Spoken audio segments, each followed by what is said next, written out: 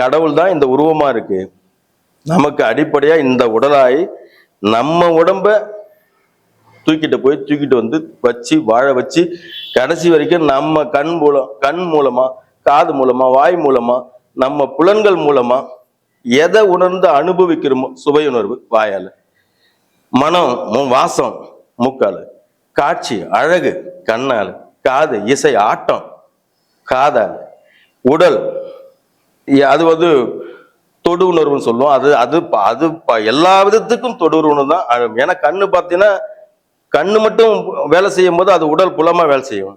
அது கண்ணு உடம்போட சேர்ந்துச்சுன்னா உடல் புலமா வேலை செய்யும். அது வெப்பத்தை உணரும், ஆனா அது காட்சியை உணரும்.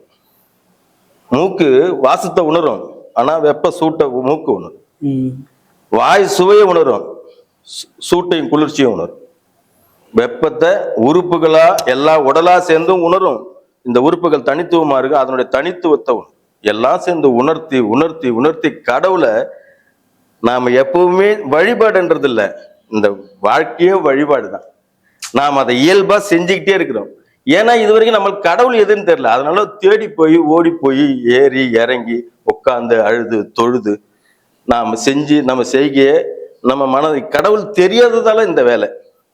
ஆனா இயல்பா நம்ம வாழ்க்கையே வழிபாடுதான்.